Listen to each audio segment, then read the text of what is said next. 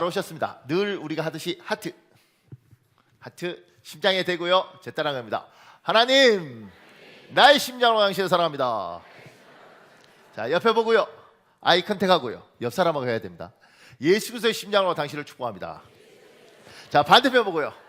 아이 컨택하고요. 자, 눈 마주치고요. 째려보지 말고요. 사랑스러운 눈빛으로 예수 그리스도의 심장으로 당신 축복합니다. 감사합니다. 고맙습니다. 우리 이달의 말씀하겠습니다. 이달의 말씀하겠습니다. 하나님이 자기 형상 곧 하나님의 형상대로 사람을 창조하시되 남자와 여자를 창조하시고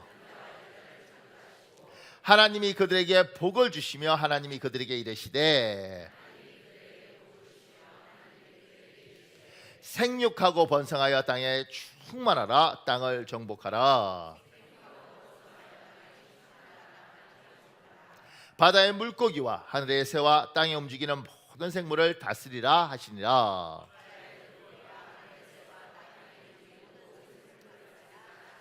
창세기 1장 27절에서 28절 말씀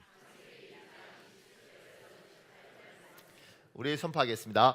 나를 창조하신 하나님 감사합니다. 나는 하나님의 형상입니다. 내 영혼아 참으로 복이 있을지어다. 너는 땅에서 번성하고 충만할지어다.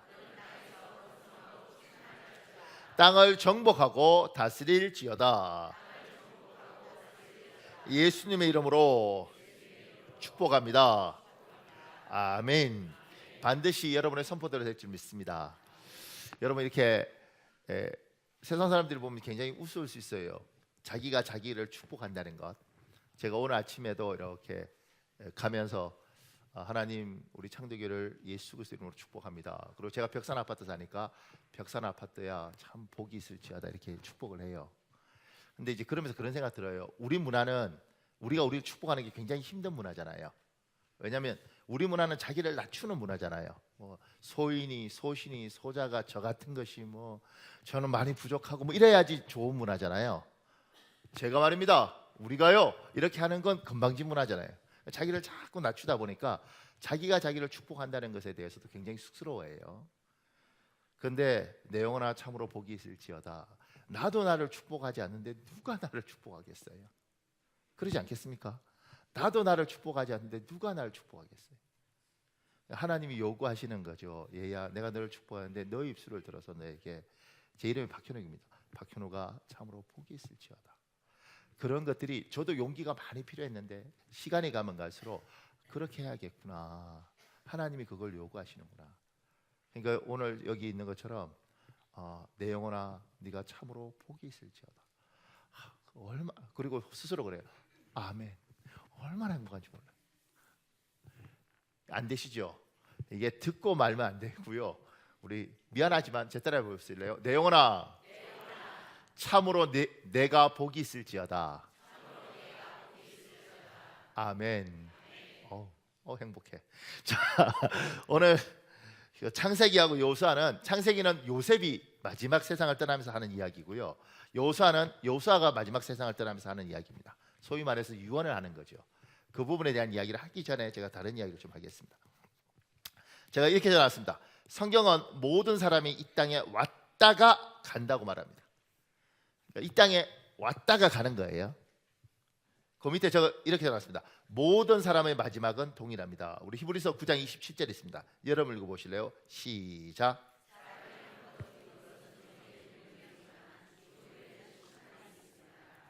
사람이 한번 왔다가 반드시 죽는 건 이건 운명입니다.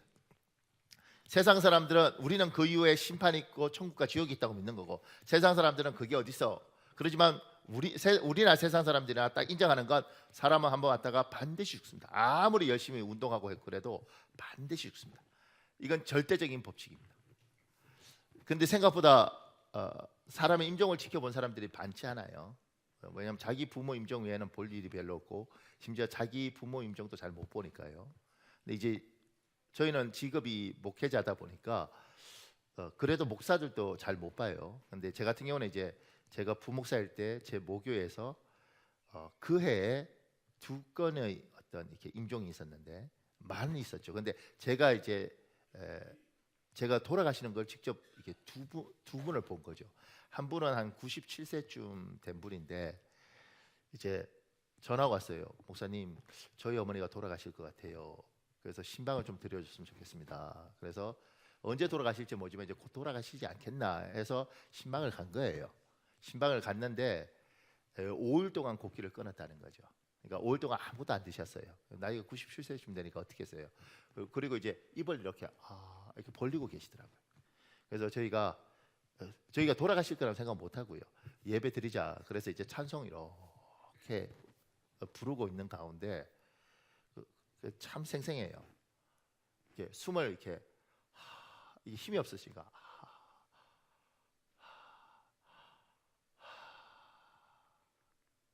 그러니까 끝이던데요. 그리고 더 이상 호흡이 없더라고요. 이렇게 호흡이 싹 나가면서 이렇게 그래서 찬송 이렇게 하는 가운데 이상해요 호흡이. 그래서 이렇게 보니까 그리고 돌아가셨어요.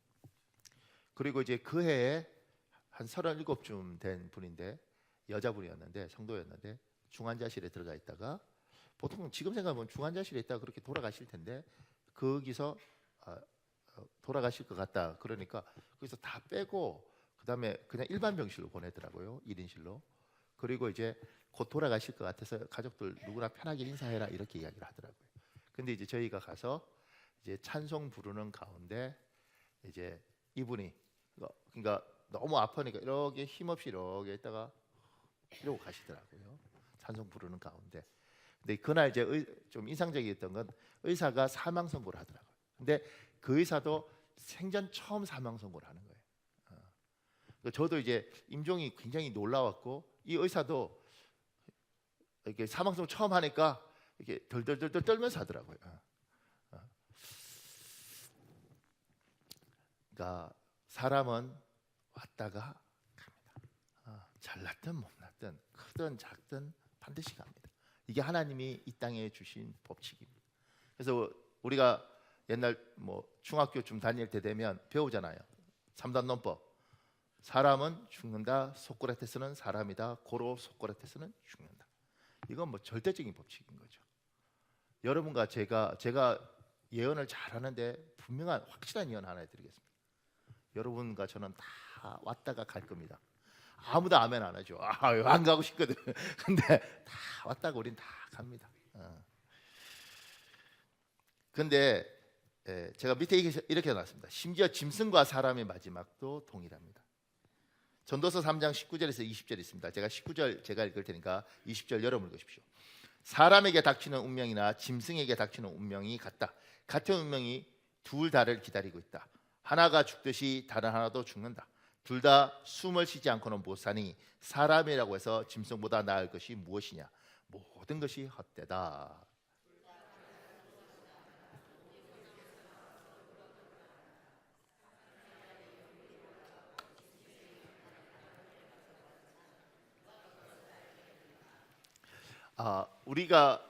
우리 같이 이렇게 예수 믿는 사람들은 성경을 믿는 사람들은 21절에 사람의 영은 죽어서 위로 올라가고 짐승의 영은 아래로 간다 이렇게 말을 하지만 세상 사람들은 20절까지만 보는 거죠. 모두 흙으로 나와서 흙으로 돌아간다. 그러니까 짐승이나 우리나 마지막이 조금 전에 잘난 사람이나 못난 사람이나 마지막이 그냥 호흡이 나가면서 끝나면 다 끝나는 것처럼 짐승하고 우리도 똑같습니다. 죽으면 땅에 묻으면 다 흙이 됩니다. 우리만 이렇게 믿죠. 이 세상 끝나고 나면 천국도 있고 지옥도 있고 이렇게 믿지만 세상 사람들은 끝나고 나면 그걸로 끝이에요. 그걸로 끝. 그러니까 뭐 땅에 묻으면 다 썩는 거죠. 이게 아직 우리나라는 이게 그 뭐죠? 종교적인 색깔들이 많이 남아 있으니까 그렇지만 중국에 제가 한 10여 년 전에 있을 때는 이게 사망이 나고 화장터 같다고요. 화장터. 근데 10여 년 전에 있었으니까. 근데 그때 제가 좀 놀랬던 건 뭐냐면 화장터 났는데 이렇게 우리 원래 영안실에 있는데 보면 이렇게 비닐에 이렇게 뭐 지퍼에 사람 넣고 이렇게 잠그고 이러잖아요. 그런데 그 그 화장터 갔는데 지금 우리는 이제 워낙 이렇게 관도 잘 만들고 그다음에 이렇게 화장할 때 이렇게 잘 넣고 그렇지만 그때는 그 또 제가 있던 연태는 또 이렇게 지방 도시니까 근데 거기서는 화장터 갔는데 이제 돌아가셨어요 누가. 근데 그냥 그렇게 된 것들이 이렇게 쭉 이렇게 있더라고요 그냥 이렇게. 그리고 그러니까 이게 관에 들어가 있는 것도 아니고 그냥 비닐에 쭉 있는 거예요. 나중에 이제 그걸 다 이렇게 화장한다 그러더라고요. 그러니까 그때는 굉장히 놀랐어요. 왜냐 문화적으로 너무 달랐고 그리고 그때 그 생각했어요. 근데 이 사람들은 왜 그럴까? 그러니까 공산주의의 훈련들을 계속 받았기 때문에 뭐 밑바닥에서 종교적인 색깔이 있든 말든 간에 그러니까 사람이 죽으면 썩는다고 생각하는 거죠. 그냥 인간이나 짐승이나 다 동물이나 다 물건인 거예요. 유물론이 그거잖아요. 사람이 다 물건인 거예요. 그러니까 물건이니까 그냥 호흡 끝나면 그냥 물건인 거죠. 그래서 그 중국은 옛날에 묘도 못 쓰게 했으니까 뭐 묘고 뭐가 그냥 다 태워서 이렇게 하는 거죠. 이렇게. 그러니까 짐승이나 믿지 않는 사람에게는 짐승이나 사람이나 다 똑같은 거예요. 죽으면 끝, 죽으면 끝, 썩으면 끝. 그래서 사람들이 그렇게 제가 이렇게 적었습니다. 짐승과 다르게 다른 사람과 다르게 살기 위해 노력하고 죽기 위해 노력하는 사람이 있습니다. 그렇게 살다 그렇게 그냥 허망하게 끝 이렇게 이게 너무 싫은 거예요. 사람들이 뭔가 하고 싶은 거죠. 난 짐승하고 다루고 싶어. 난 딴 사람하고 다루고 싶어. 제가 여기 스티븐 케이브라는 사람이 쓴 불멸에 관하여라는 책이 있습니다. 그 책에 이런 내용이 나와요. 헤로스트라토스 증후군. 알렉산드로스가 태어나던 기원전 356년 7월 21일 밤 전혀 알려지지 않은 누군가가 에페소스에 있는 아르테미스 신전에 불을 질렀다. 120년에 걸쳐 세워진 이 신전은 세계 7대 불가사리 중 하나다. 순례자와 왕 그리고 여행자들에게 방문했던 그 신전은 길이가 90m가 넘고 높이는 13m이며 수천 년 동안 성지라고 알려진 지역에 건설됐다. 그러나 당시의 화재로 모든 것이 사라지고 말았다. 그런데 이상하게도 그 방화범은 자신의 죄를 숨기려 들지 않았고 스스로를 구하려고도 하지 않았다. 헤로스트라토스라는 이름의 인물이었다. 재판장이 질문했다. 왜 그런 끔찍한 짓을 저질렀느냐? 그는 대답했다. 유명해지기 위해서다. 이후 모방 범죄를 막기 위해서 헤라스트라토스를 고문하거나 처형하지 않고 그 대신 기록 말살형에 처했다고 한다. 즉 그 이름을 입 밖으로 꺼내는 자를 사형으로 다스림으로써 그와 관련된 모든 기억을 제거해 버리려고 했다. 그로부터 2000년이 넘은 세월이 흘러 그 사원을 지었던 사람들은 모두 사라지고 말았지만 헤라스트라토스라는 이름은 지금까지 전해졌기에 뭐 이러면서 이제 글이 쭉 있습니다. 그러니까 이 사람이 신전에 불을 지른 거죠. 아르테미스 신전에 그 유명한 신전을 120년 동안 세운 신전에 불을 지른 이유가 딱 하나예요. 역사의 이름을 담고 싶다 이거예요. 우리나라도 남대문에 불 지른 사람 있잖아요. 역사에 남을 거예요. 여기 우리 교회에 지금 똑똑한 사람들 많은데 여러분 다 잊혀질 거예요. 뭐 삼성전자 연구원이든 뭐든 다 잊혀질 겁니다. 박사든 뭐든. 근데 남대문에 불 지른 사람은 길이 길다고. 불국사에 불 지르면 더 길이 나올 거예요. 그러니까 이건 남는 거예요, 그죠? 그러니까 이 사람은 인생이 너무 허망한 거죠. 저 사람도 죽고 나도 죽고 짐승도 죽고 나도 죽고 죽으면 끝. 야 이거 뭐야? 뭔가 하나 기억에 남고 싶고 잊혀지지 않고 싶어서 만리장성도 쌓고 기념비도 세우고 뭐 뭐든지 역사에 남으려고 노력을 하는 거죠. 잊혀지고 싶지 않아서. 그래서 옛날에 그 우리 선조들이 우리한테 늘 했던 게 뭐냐면 그 말 아니에요. 인사는 유명이요 호사는 유피다. 호랑이는 죽어서 가죽을 남기고 사람은 죽어서 이름을 남긴다. 그러니까 이름을 남겨라. 이거 요구받고 자랐잖아요. 여러분은 안 받았나요? 저는 어렸을 때 그렇게 요구받고 자랐는데 근데 그 황산벌이라는 영화 있지 않습니까? 그 유명한 영화 보면 재밌는 장면 나와요.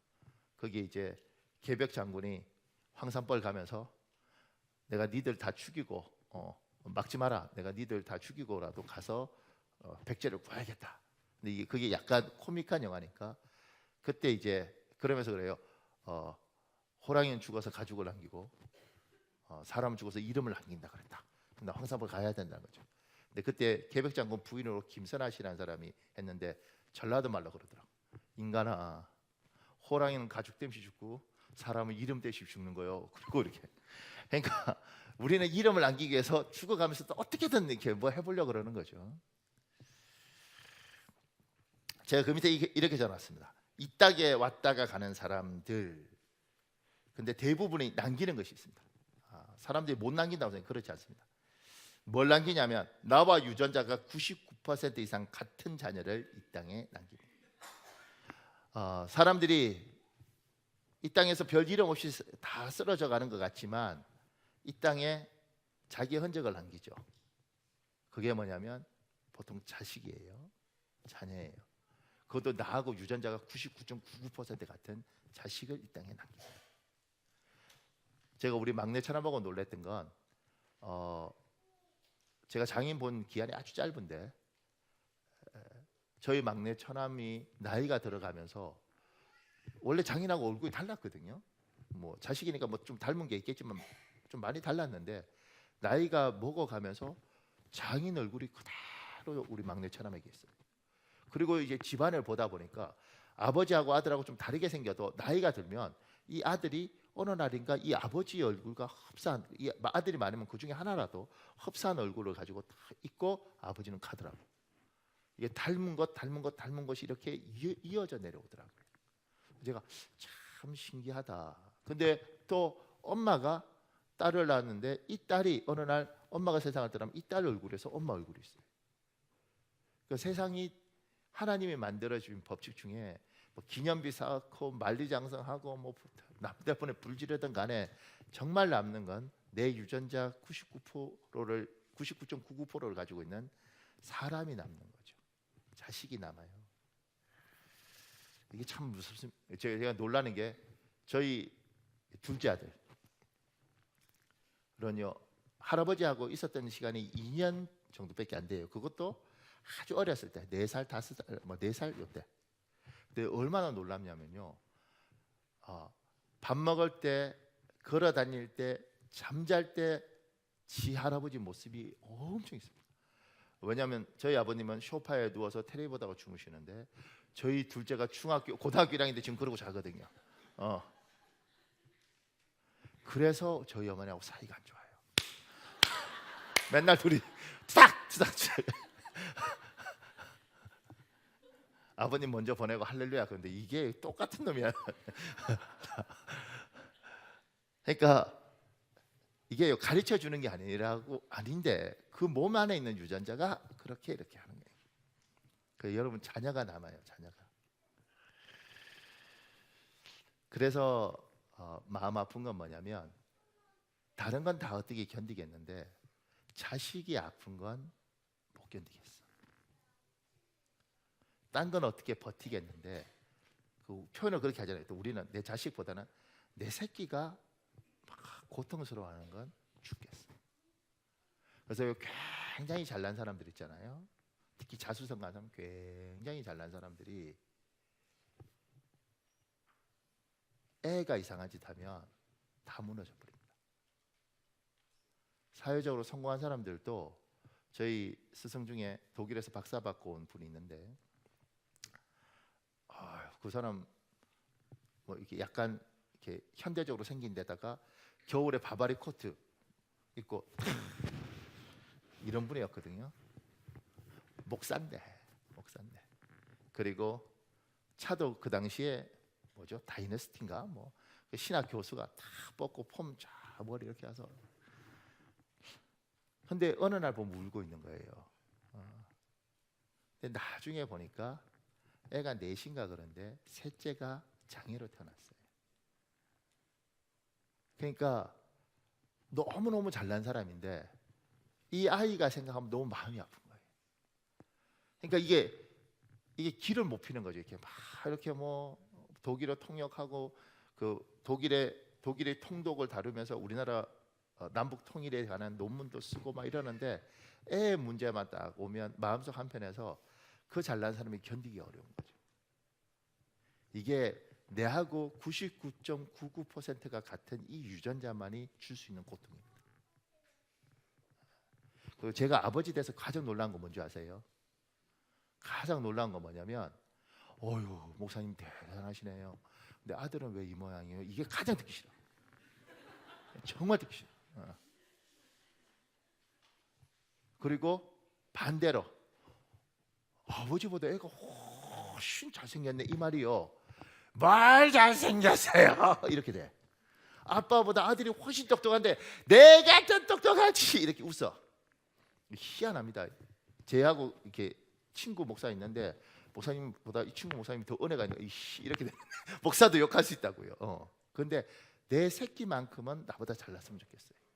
그래서 아들 셋이잖아요. 늘 키를 맞춰봐요. 그리고 슬퍼. 나보다 다 작거든요 아직. 다 작거든. 그러니까 내가 너보다 커. 할렐루야 이게 아니고 아유 나보다는 커야 될 거 아니야. 왜 그런 생각이 들까요? 내 친구 아들이 나보다 큰 거는 상관없지만 내 아이만큼은 나보다 컸으면 좋겠어. 왜 이런 비논리적인 게 되겠어요? 아빠니까 내가 더 권위가 있어야 될 것 같잖아요. 내가 더 커야 되고. 근데 내 아이가 더 컸으면 좋겠어. 참 희한해요. 이게 하나님이 주신 비논리적이지만 우리에게 주신 마음이죠. 왜냐하면 얘가 남는 거예요. 얘가 잘났으면 내가 잘난 놈이 되고 얘가 못났으면 내가 못난 놈이 되더라고. 왜냐하면 어떡하겠어. 이 아이 아빠인데. 제가 그 밑에 이렇게 적어놨습니다. 내 자녀의 머릿속에 나에 대한 기억을 남깁니다. 때로는 이것은 추억, 상처, 영적 유산 등등으로 불려집니다. 내가 이 땅에 떠나면서 내 아이가 남는데 이 아이 머릿속에 내 아이에 대한 기억이 남고 그것이 때로는 기억이 되기도 하고 추억이 되기도 하고 상처가 되기도 해요. 그러니까 내가 이걸 남기는 거죠. 그러니까 돈은 우리 물질적으로 돈도 남기잖아요. 근데 돈은 오래 못 가는 경우도 많더라고요. 왜냐하면 이렇게 뭐 100억을 남기든 200억을 남기든 털어먹는 애는 간단하게 털어먹던데요. 이렇게. 제가 어저께 안산에 스승의 날이라고 제 모교회 목사님한테 인사드리러 갔어요. 인사드리러 가니까 크잖아요. 한 3,000명 되고 뭐 잘난 사람도 많고 목사님이 이제 자기 제자니까 이야기하다 그러더라고요. 참 우리 교회에 바보들 있다 바보. 그래서 제가 왜요? 그러니까 저렇게 열심히 벌어서 저렇게 돈도 많대요. 저렇게 열심히 벌어서 하나의 앞에 100만 원도 헌금 못하고 자기를 위해서 단돈 만 원도 쓰지 않고 저렇게 하나님께 인색하고 자기한테 인색하고 그리고 자식한테 다 넘겨주기 위해서 저렇게 애쓰는데 내가 그 자식 보니까 반드시 털어먹을 것 같아. 이렇게 말씀하시더라고요. 어저께 저한테 그렇게 말씀하셨어요. 그래서 제가 그랬죠. 우리 교회는 그런 사람이 없어요. 왜냐하면 많이 남겨줄 게 없어 우리가. 남겨줄 게 없어. 이게 문제지. 털어먹더라 좀 남겨줄 게 있었으면 좋겠는데 이게 없어. 근데 하나님 앞에 인색하고 자기 자신에게 인색하고 그래서 내 새끼라고 유전자 99, DNA 99.99% 같은 놈한테 주는데 이게 얼마나 유지될까? 그러니까 돈을 주는 게 아니고요. 돈 줘야죠. 뭐 있으면. 근데 그렇게 주는 것보다 이 아이한테 추억을 남기고 영적 유산을 남기고 상처를 안 남기는 거예요. 의외로 우리 상처 많이 남깁니다. 특히 아버지가 잘난 경우는요. 애는 100% 상처받을 수 있습니다. 왜냐하면 내가 내 아버지를 만족시키지 못한다는 걸 애가 느끼는 순간 아버지 표정이 너는 왜 이렇게 못났니? 이런 표정을 애가 겪는 순간 애는 거의 미쳐버립니다. 굉장히 비참해요. 그래서 아버지가 자수성가하고 아버지 중에 뭐 좋은 대학교 나온 아버지 둔 애들은요 굉장히 힘듭니다. 송탄에 어렸을 때부터 공부를 잘해서 고등학교 때 그 송탄이 시골이라고 그러더라고요. 그 송탄에서 수제 소리를 듣다가 서울대 들어갔다가 그리고 하나님이 부르셔서 목사님이 된 분이 있어요. 그러니까 이제 그 목사님이 그렇게 목사가 됐으니까 또 목사로 너무 바르게 살려고 그러는 거예요. 그러니까 아들이 삐져나가는 거예요. 아버지 서울대 나왔죠. 나 공부 못하죠. 아버지 너무 도덕적이죠. 목사들이 왜 그래? 에이씨. 그러니까 애가 삐져나갔잖아요. 근데 이 집이 참 고마운 게 뭐냐면 엄마하고 이제 딸하고 아버지하고 오빠를 밀어서 어떻게 하냐면 둘이 여행을 보냈답니다. 3박 4일 일본인지 어딘지 하여튼 여행을 보냅니다. 근데 이게요 제가 어떤 분 만나니까 목사님 제가 어렸을 때부터 우리 아들하고 저하고 둘만 1년에 한 번씩 여행을 했다 그래요. 야, 그 굉장히 여러분 지금 감동이 없죠? 그 굉장한 겁니다. 왜 굉장하겠어요? 딸하고 엄마하고 여행은 괜찮아요. 3박 4일. 엄마 이거 먹을까? 이렇게. 근데 아들하고 평소 때 안 친했어 우리가. 서로 집안에서 대화한 적도 없어. 근데 둘이 3박 4일 여행을 갔어요. 밥 먹자. 예. 뭐해? 호텔에 가서 잠잘 때 뭐 하겠어요? 밤새 무슨 할 이야기 그러니까 얼마나 불편한지 몰라요. 생각이 안 드시죠? 그러니까 이건 아들 없는 사람 모르고 여행 안 가본 사람 모를 거예요. 목사님 어떻게 하냐고. 나는 이제 가겠다고 결정했는데 이미 스트레스 때문에 지금 압박이 와요. 죽을 것 같아. 그러니까 떼거리로 가는 거 가족여행은 괜찮은데 아들하고 만약 둘이 갔을 때 평소에 대화를 안 했잖아요. 무슨 이야기를 하겠어? 친구는 있니? 예. 둘이 이렇게 하루 쳐다보고 밥 먹자. 뭐 먹지? 남자는 또 길게도 먹잖아. 맛있다. 그럼 뭐 하지? 나 지금 생각만 해도 죽을 것 같아요. 근데 이 집도 이게 이 남자애가 이제 군대를 제대하고 아버지하고 워낙 사이가 안 좋으니까 엄마하고 이제 그 딸하고 오빠 설득하고 아빠 설득하고 그래서 3박 4일 이제 여행을 보낸 거예요. 그러니까 아들이 아버지 정말 싫어했는데 3박 4일 여행하면서 아들이 이렇게 보니까 새벽 4시 반이면 다 깨서 막 아버지 기도하는 거죠. 이렇게. 네. 성도들에서 막 기도하고 그 기도하는 아버지 옆에서 자면서 이렇게 보는 거죠. 서울대 나와서 저게 뭔 짓인가. 그 다음에 술 안 먹죠. 뭐 이렇게 하니까 이렇게.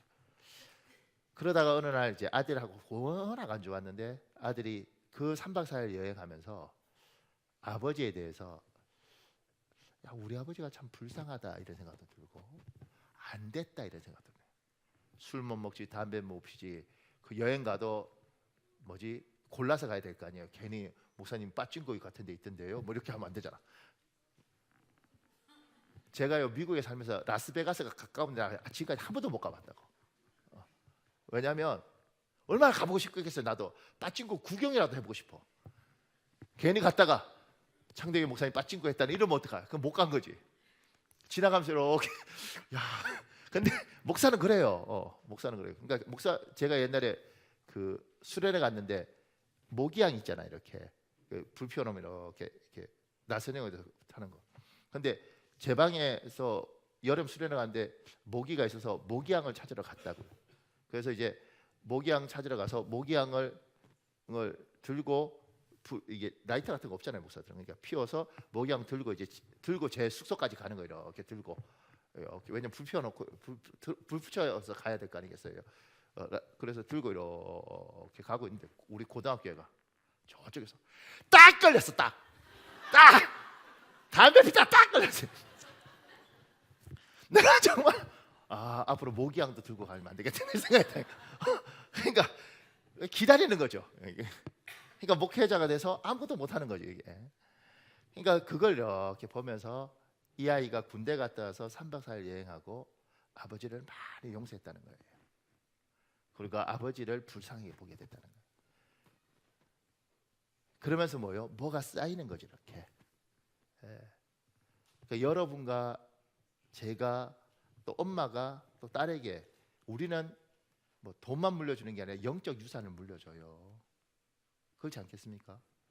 근데 그 유산이라는 게 정말 무서운 게 이를테면 내가 너 같은 거 낳고 내가 미역국 먹었어. 내가 미쳐. 막한 사람들 정말 막해요. 내가 미역국 다 토해버리고 싶어. 이렇게 말해요. 애가 얼마나 아프겠어. 그게 저주라고. 그러니까 화가 나니까 뱉는 말인데 아이는요 깊이 박힌다. 근데 우리가요 예수 믿고 천국 가는 사람인데도 불구하고 그렇게 하는 거죠. 넌 돌대가리니? 엄마하고 아빠하고 얼마나 열심히 공부한 줄 아니? 야, 뭐 이런 게 다 있냐 정말. 아이고 내가 미쳐. 근데 애는요 그게 엄마가 아빠가 날 평가한 거야. 나는 그런 인간이야. 끝났어. 다른 사람이 뭐라 하든 난 끝났어. 왜냐면 나를 낳아준 99.99% 같은 유전자가 날 그렇게 판단했어. 내가 어떻게 살았으면 하겠어. 그렇게 판단하는 거죠. 그 영적 유산이라는 것이 부모가 자식에게 줄 수 있는 게 돈만 주는 것이 아니고, 제가 오늘 이 설교 때문에 자는 우리 막내 아들 아침에 가서 이렇게 새벽 교회 나오기 전에 머리 이렇게 쓰다듬고 그놈 배가 나와서 초등학교 6학년짜리가 이렇게 배 쓰다듬, 주님 이 아이 축복해 주십시오. 이렇게. 그거 이렇게 하면서 그 생각했어요. 하나님 고맙습니다. 이게 자다가 들을지 안 들을지는 몰라도 듣든 안 듣든 간에 내가 얘를 축복합니다. 하나님. 이 아이가 나중에 커서 지가 기억을 하든 못하든, 아니면 나중에 제 아내가 네 아빠가 매일 너를 그렇게 축복했는데 얘야 네가 참 복이 있을 거다. 그 이야기를 듣고 이 아이가 자랐을 때 이 아이 마음에 그 영적 자존감이 얼마나 크겠습니까? 우리 아버지가 날 축복하셨어요. 우리 아버지가 날 위해서 기도하셨어요. 그리고 이 세상에 우리 아버지가 누가 뭐래도 내 편이래요. 이거는 여러분하고 저 다 예수 믿잖아요. 근데 이건 부모는 반드시 아이한테 이 유산을 남겨줘야 돼요. 얘야, 내가 너의 아버지가 된 게 참 자랑스럽고 고맙다. 그 말이 아이한테 얼마나 깊이 들어가겠어요. 우리 요일이는, 큰애는 제하고 이렇게 있으면서 그 아이 마음속에 사실은 아버지와 비교당하면서 느끼는 비참함이 있습니다. 우리 큰애는 그게 있어요. 근데 이제 극복이 됐죠. 왜 극복이 되냐면 지금 군대 있잖아요. 논산훈련소 가서 퇴소하고 난 이후에 제가 그랬죠. 아빠는 한 번도 가보지는 못한 논산훈련소, 방위들은 절대 갈 수 없는 그곳을 나는 자랑스럽게 이미 아버지를 통과한 거죠. 그러니까 그게 별거 아니잖아요, 그죠? 그럼에도 불구하고 아버지가 아들 정말 네가 군복 입고 있다는 이 자체가 너무 자랑스럽다. 뭐 육군 상학교 나왔어? 그것도 아니잖아. 그럼에도 불구하고 잘했다. 그리고 자랑스럽다. 네가 조국을 지켜서 아빠가 발 뻗고 잔다. 내가 생각할 때 걔들 조국 지키기 때문에 우리가 사실 발 뻗고 자면 안 돼요. 지금 군대는 걔들은 총 쏠 줄 알지 모르겠어. 근데 지금 심각해 군대가. 우리하고 달라요. 그럼에도 불구하고 뭐요? 이 아이한테 그렇게 말을 하는 거죠. 그게 아이한테 깊이 들어가는 겁니다. 제가 왜 부부 사이가 좋으라고 이야기하느냐면 부부 사이끼리 이야기하면서 그러잖아요. 그러니까 애가 이게 다 애한테 바뀐다니까. 얘 공부하는 거 맞지? 당신 머리에서 하면 하여튼간 처가는 하여튼간 내가 여자 머리 보고 골라야 되는데 왜냐면 그렇게 한다니까. 다 바뀐다니까요. 그러니까 이런 말들이 얼마나 이렇게 제가요 부부싸움 하는 사람들이 이렇게 이야기 때문에 놀랄 때 많아요. 아이고 여자 좋아하는 거 보니까 지 아빠 닮아가고 왜 그때 바로 하냐고. 그러니까 이게 다 바뀐다. 그냥 우리는요 아무 생각 없이 뱉어요. 그렇게 들어왔기 때문에 이 아이에게 이게 영적 유산이고 자산이에요. 걔가 어떻게 잘 되겠냐. 제가 그 밑에 이렇게 적어놨습니다. 나는 무엇을 이 땅에 남길 것인가? 자녀에게 영적 유산을 남기십시오. 그리고 제가 밑에 이렇게 적어놨습니다. 살아계신 하나님에 대한 신앙을 나의 자녀에게 남기십시오. 신앙 굉장히 중요합니다. 보세요. 밑에 이런 글이 있습니다. 신실한 집사님 한 분이 전도를 하기 위해 어느 아파트에 갔습니다. 습관대로 문 앞에 서서 벨을 눌렀습니다. 하지만 여러 번 눌러도 응답이 없었습니다. 그냥 돌아서려는데 마음속에서 강한 음성이 들려왔습니다. 그냥 떠나지 마라. 집사님은 다시 초인종을 누르기 시작했습니다. 이번에도 아무 응답이 없자 그는 포기하고 돌아서서 계단을 내려갔습니다. 그때 다시 한번 마음속에 강한 음성이 울렸습니다. 포기하지 마라. 집사님은 계단을 거슬러 올라 다시 그 집으로 돌아가서 문을 마구 두드리기 시작했습니다. 역시 아무 응답이 없었습니다. 그는 문 두드리기를 멈추고 이제 그만 이 집을 떠나야겠다고 생각했습니다. 바로 그때였습니다. 문이 벌컥 열리더니 몹시 험악하게 생긴 사람이 나타났습니다. 도대체 누구길래 이렇게 귀찮게 구는 거요? 퉁명스럽게 쏘아붙입니다. 전도하러 나왔다고 말하자 집주인은 다시 퉁명스럽게 쏘아붙였습니다. 일 없으니 딴 데나 가보시오. 집주인은 문을 꽝 닫고는 안으로 들어가 버렸고 집사님은 낙심하여 돌아서서 계단을 내려갔습니다. 그때 다급한 음성이 또다시 귓가에 들려왔습니다. 절대로 포기해서는 안 된다. 집사님은 다시 돌아가 그 집 초인종을 한참 눌렀습니다. 집주인은 화난 표정으로 나와서는 거친 음성으로 소리를 질렀고, 집사님은 그저 전도지를 꺼내주며 간신히 한마디 할 수 있었습니다. 예수 믿고 천당 가세요. 그날 밤 집사님 집으로 전화 한 통이 걸려왔습니다. 저는 오늘 오후 집 앞에서 당신을 매정하게 쫓아냈던 바로 그 사람입니다. 당신이 찾아왔을 때 삶의 의미를 잃고 지쳐있던 저는 죽기로 결심하고 막 목을 매려던 순간이었습니다. 초인종 소리를 들었지만 방해받기 싫어서 아무 대답도 하지 않았습니다. 빨랫줄을 목에 걸고 의자에 올라선 후 의자를 발로 차버리는 순간 다시 누군가가 문을 두드리기 시작했습니다. 저는 문을 두드리는 소리가 나지 않을 때까지 기다렸습니다. 잠시 후 그는 가버리는 듯 했습니다. 이제는 됐다 싶어 다시 굳게 마음을 먹고 의자를 발로 차렸는데 또다시 문을 두드리는 소리가 나지 않겠습니까? 누가 이렇게 나를 애타게 찾는 것일까? 죽더라도 그가 누구인지 한번 보거나 죽자는 생각이 들었습니다. 그래서 문을 열어보니 당신이 서 있었습니다. 전도하러 왔다는 당신의 이야기를 제대로 듣지도 않은 채 저는 문을 닫아버렸습니다. 하지만 당신은 내 생의 마지막 기회를 또다시 방해했습니다. 다시 찾아온 당신이 건네주는 종이 한 장을 무심결에 받아들고 별 생각 없이 종이에 적혀있는 글을 읽어보았습니다. 글을 읽고 있노라니 내 인생이 이렇게 끝나서는 안 된다는 생각이 들더군요. 그리고 예수라는 사람이 나와 무슨 상관이 있는지 너무나도 궁금해졌습니다. 그래서 종이에 적혀있는 당신의 전화번호를 보고 이 늦은 시간에 전화를 드리게 되었습니다. 설명해 주시겠습니까? 예수라는 사람이 나와 무슨 상관이 있습니까?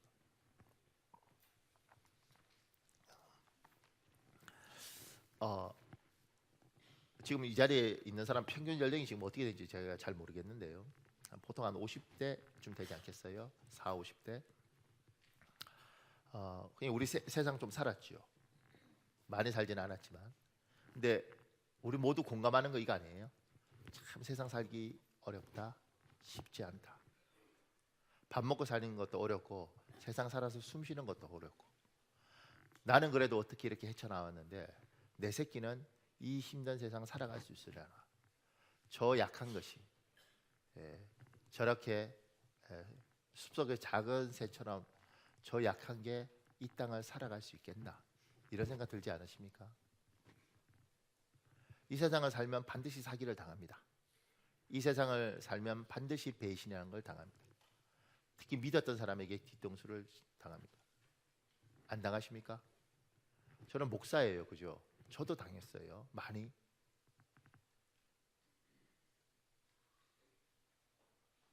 한국 사람들이 외국 생활 하잖아요. 특히 심합니다. 왜냐하면 그래서 농담을 이래요. 야, 말만 영어나 중국어나 이런 것만 잘하면 미국 놈들한테 사기치고 중국 놈들한테 사기치는데 말이 안 되네. 그래서 같은 민족한테밖에 사기를 못 치겠어 이래요. 미국에 유학생들끼리도 많아요.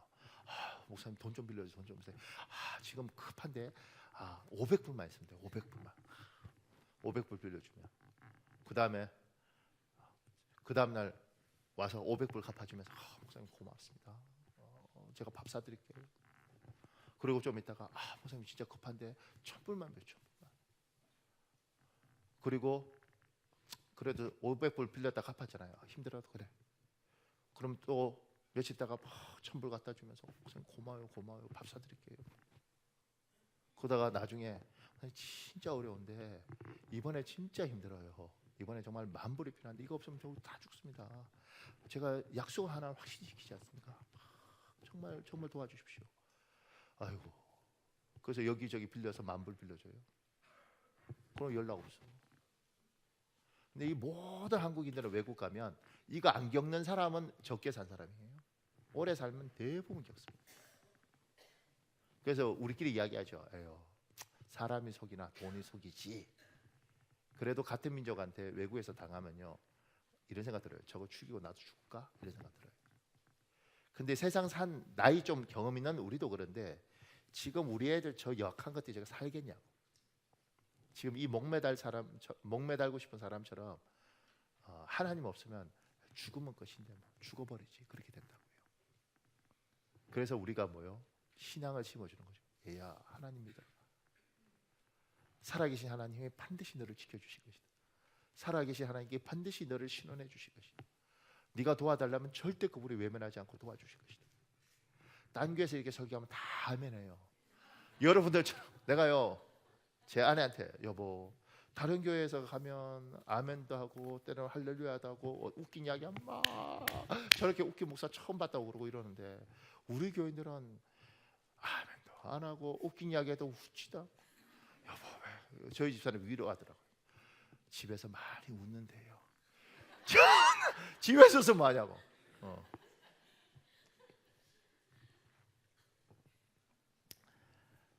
그러니까 아이한테 신앙을 주는 거예요. 이거 단순하게 이게 비타민 주는 게 아니고 애야 하나님 믿어라. 정말 힘들 때 하나님 붙들어야 돼. 그러면서 제가 그 밑에 이렇게 적어놨습니다. 신앙은 말이 아니라 몸으로 자녀에게 보여주십시오. 항상 감사하는 모습을 보여주십시오. 여러분이 예수 믿는 사람임에도 불구하고 투덜거리고 원망하면요 반드시 아이는 듣고 있습니다. 밥상에서 하는 이야기 아이 다 듣고 있습니다. 그러니까 영적 유산 중에 예수를 심을 뿐만 아니라 아무리 어려워도 아빠 너무 힘들지 않아요? 힘들지. 그래도 감사해. 하나님이 분명히 좋은 일 하실 거예요. 감사해. 엄마 아빠하고 살기 힘들지 않아요? 힘들지. 네 아빠 쉽지 않아. 그런데 그래도 네 아빠는 애라도 쓰지 않냐? 감사해. 그렇게 이야기를 하는 거예요. 이것도 영적 유산이라고. 그러니까 왜 답답하냐면 왜 성경을 공부할까? 하나님이 우리에게 복되게 살라고 성경을 주셨잖아요. 근데 왜 복된 성경을 읽고 저렇게 복이 없이 살까? 목사님들도요, 우리 목사들 신학 공부 많이 했잖아요. 근데 왜 저렇게 복되지 못할까? 속이 상해. 왜냐하면 하나님 말씀이 삶에 없어요. 기도 많이 하고 집에 가서 딸, 너 아빠 같은 남자 데려오는 순간 너도 죽고 나도 죽는 거야. 이렇게 이야기를 한다니까. 아니 얘가 어떻게 살겠어. 그러니까 시큰 기도하고 가족 위해서 기도하고 헌금하고 성경 공부 큐티하고 와서 애 공부 못할 때 그냥 애 공부 못할 수 있죠. 네가 무슨 잘못이 있겠냐. 내가 머리 보고 여자를 골라야 된다. 내가 하여튼간 너는 못 나더라도 머리가 된 애를 골라야 돼. 뭐 이렇게. 그게 다 우리한테 바뀌는 거예요. 우리 그렇게 산다니까. 기도 많이 하고. 자기를 들어보세요. 자기를. 우리 그렇게 산다니까요. 그러니까 이게요. 폭탄 터지면 파편처럼 쫙 날아가서 애들 가슴에 다 박혀 있어. 그러면서 부부 사이가 너무 안 좋아. 이 아이가 결혼에 대한 꿈이 있겠어요? 절대 없습니다. 왜냐하면 내 엄마 내 아버지 보니까 지긋지긋해. 내가 왜 결혼해야겠어? 저 지긋지긋한 삶을. 근데 엄마 아빠가 너무 정 있잖아요. 너 결혼할래? 그러면 어떤 애는 너무 빨리 결혼하고 싶대. 왜냐면 나도 저렇게 살고 싶어. 제가 이번에 들으니까 어떤 분이 경상도 분인데, 참고로 우리 교회는 아니에요. 뭐 내가 우리 교회나 그러면 추적을 하더라고. 무지 이렇게.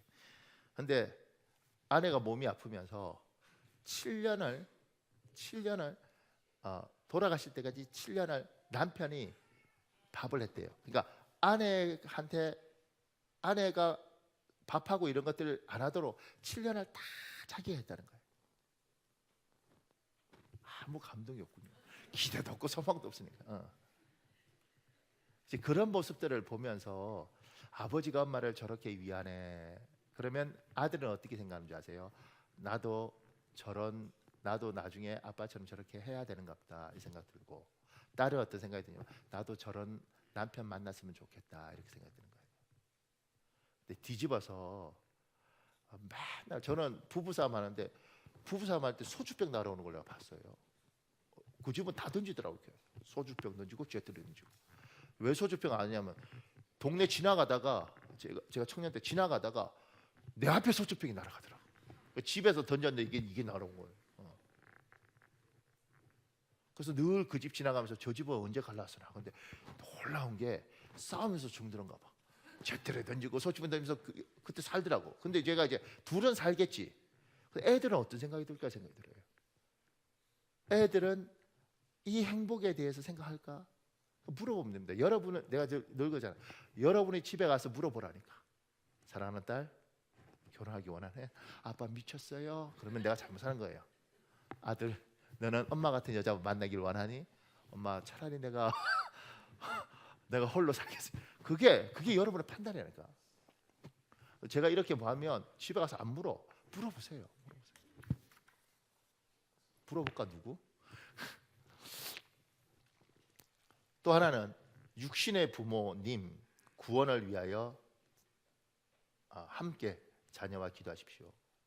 보세요. 김남전에 쓴 사람이 쓴 가족 구원이 있습니다. 지금은 하늘나라에 간 어느 여성도 이야기입니다. 이미 인생의 황혼에 이른 그 성도와 함께 저는 구원받지 못한 가족들을 어떻게 섬길 수 있을까에 대해 이야기를 나누었습니다. 이야기 도중에 그 여성도는 하늘을 응시하며 안타까운 한숨이 섞인 고백을 털어놓았습니다. 어느 날 밤에 꿈을 꾸었습니다. 하늘로부터 두루마리로 된 편지 한 통이 내려왔습니다. 하늘로부터 미끄러지듯이 내려온 두루마리는 제 앞에 펼쳐졌습니다. 거기에는 제 아버지께 속히 편지를 쓰라는 간곡한 사연이 짤막하게 적혀 있었습니다. 며칠 동안 연거푸 3번을 똑같은 꿈을 꾸었습니다. 그것이 저희 아버지께 복음을 전하라는 메시지인 줄 알았지만 순종하지 않았습니다. 그리고 2달 후 아버님께서 돌아가셨다는 소식을 접했습니다. 지금도 그때 일을 생각하면 하늘나라에 가서 주님께 무엇라고 말씀드릴까 마음이 아픕니다. 그때 제가 편지라도 써서 복음을 전했더라면 이렇게 많은 세월이 흐른 지금까지 후회하고 있지는 않을 것입니다. 부모를 위해서 기도하는 거예요. 내 어머니를 위해서, 내 육신의 아버지를 위하여. 그리고 내 육신의 아버지는 아니지만 어머니가 재혼하고 아버지가 재혼한 법적인 부모를 위해서도 기도하는 거예요. 그리고 구원받도록. 그리고 특히 내 가족하고 이야기하는 거예요. 특히 아이하고 얘야 할머니 위해서 기도하자. 할머니가 꼭 예수 믿도록 기도하자. 이거 굉장히 소중한 겁니다. 그리고요, 장례 치러 보면 놀라운 건 뭐냐면 믿는 집안하고 안 믿는 집안하고 장례식 차이가 정말 많습니다.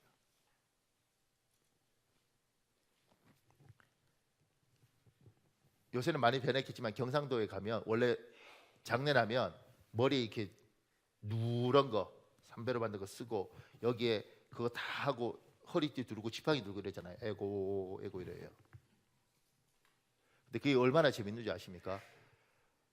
좀 이따가 상주가 손님 오면 상주가 에고 하고 이렇게 문상하고 또 가서 고돌이 막 치면서 고 문상 오면 기다려. 그래 가서 에고 고 그렇게 한다니까. 제가 그런 문화에 자라서 그거 보고 자랐잖아요. 그러니까 그런 거 생각. 이게 뭔 짓이야? 그러니까 부모님 돌아가셨는데 안 슬픈지 그러니까 첫날은 슬픈데 그 다음부터는 막 정신없어요. 눈 뻘게 해서 술 드시고.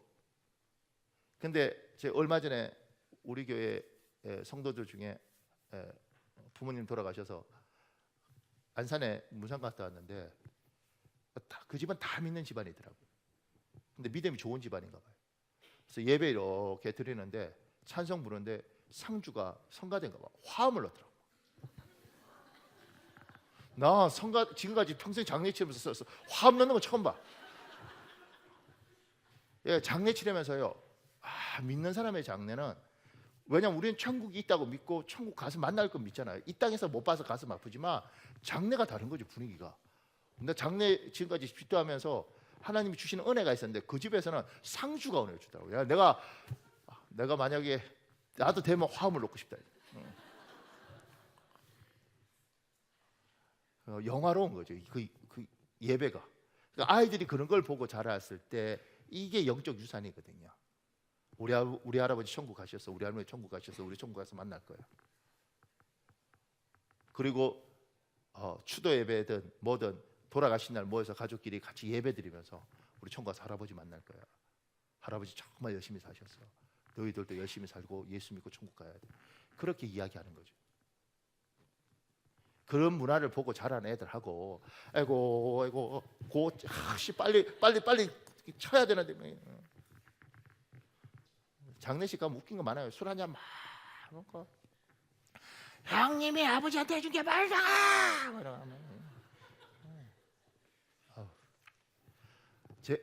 제가요 안 믿는 집안에서 태어난 게 옛날에는 슬펐어요. 내가 지금 믿는 집안에 태어났었는데 안 믿는 집안에 태어나니까 안 믿는 집안 상황을 내가 너무 잘 알겠어. 저희 집사람 3대째 믿는 집안이잖아요. 아무것도 몰라요. 제사도 모르고 아무것도 몰라요. 제가 이쪽 와 보면요 여기하고 하늘과 땅 차이입니다. 또 하나는 빨리 가야 되는데요. 제가 두 번째 이렇게 적어놨습니다. 하나님은 우리에게 축복권을 주셨습니다. 자녀에게 믿음으로 축복하십시오. 하나님의 사람들에게 하나님 축복을 하라고 그랬죠. 우리 마태복음 10장 12절에 13절에 있습니다. 여러분 읽으십시오. 시작.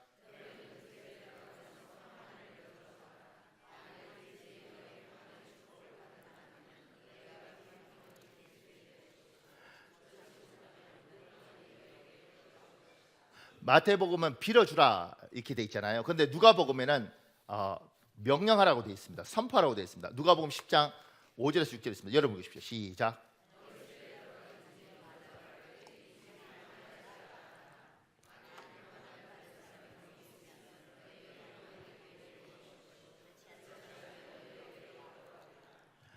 어느 집에 가든지 먼저 말할 때 이 집이 평안할지다. 이게 그냥 그 집만 하는 게 아니라 내 아이, 내 자식에게도 지금 이제 어버이 주일이잖아요.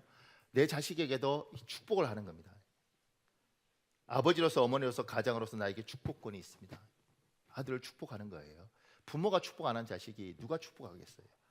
롤프 가복이라는 사람이 쓴 글에 이런 내용이 있습니다. 자녀를 축복하는 법 배우는 일이 우리에게 왜 그토록 중요한 것일까? 얼마 전 신문에 조그만 개인 소유 비행장에 10대 아들을 데려간 아버지 이야기가 실렸습니다. 후덥지근한 여름날 오후 그들 부자는 비행장에서 아버지의 절친한 친구이자 노련한 스턴트맨인 조종사를 만나기로 했다. 아들은 아버지가 2인승 비행기에 올라타는 것을 지켜보고 있었다. 이윽고 비행기가 이륙했고 그 베테랑 조종사는 수년간 쌓아온 고개 비행을 시작했다. 급강하를 한 후 비행기가 다시 하늘로 솟구쳐 오를 때였다. 비행기는 갑자기 속력을 잃었고 뭔가 심각한 문제가 발생한 듯 중심을 잡지 못했다. 잠시 후 비행기는 추락하여 활주로 근처에서 폭발했다. 비행기에서 가장 먼저 도착한 사람은 지금껏 지켜보고 있던 아들이었다. 그 10대 아들은 폭발한 비행기 안에서 아버지의 친구를 가까스로 끌어냈다. 그는 살아날 수 있을 것 같았다. 그런 다음 소녀는 급히 아버지를 끌어냈으나 아버지는 살아날 가능성이 전혀 없어 보였다. 40여 분이 지났어야 가까운 마을에서 요란스럽게 구급차가 달려왔다. 아들이 얘를 태우며 기다리는 동안 놀라운 기적이 일어났다.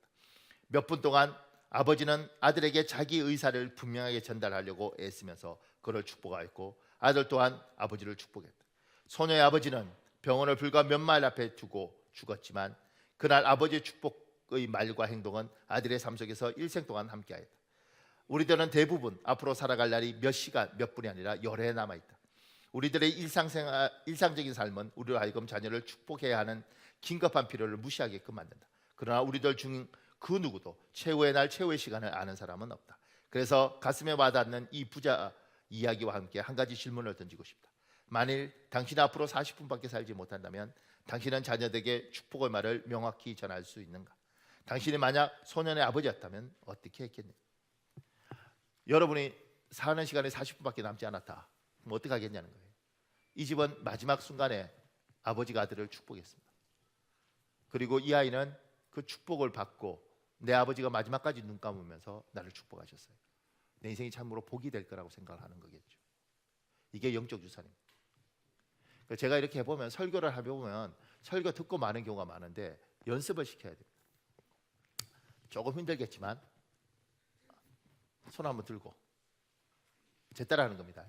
여러분의 아들이 있든 없든 아니면 너희들은 나중에 청년들은 나중에 애가 생길 거라고 믿고 또 선생님 애 필요 없는데 그러지 말고 제 따라하는 겁니다. 사랑하는 내 아들아, 너의 인생에 참으로 복이 있을지어다. 사랑하는 내 딸아, 너의 삶에 참으로 복이 있을지어다.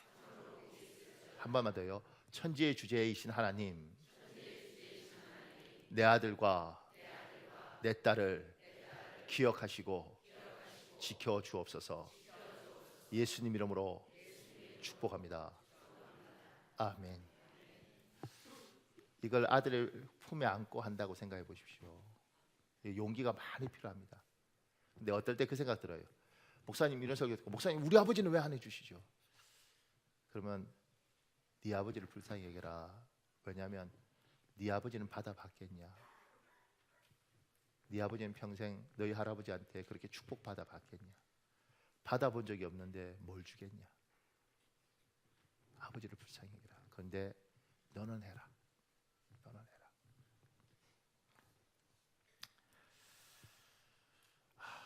그러면서 오늘 창세기에 요셉이 여호수아가 마지막으로 축복하잖아요. 제가 그 밑에 이렇게 써놨습니다. 이 땅을 떠나는 마지막 순간 나의 모든 일가 친척들이 축복하는 가운데 그들을 축복하며 떠날 수 있기를 하나님께 간구하십시오. 지금 여러분이 굉장히 젊고 아직 살 날이 많겠지만 마음의 소망을 품으셔야 됩니다.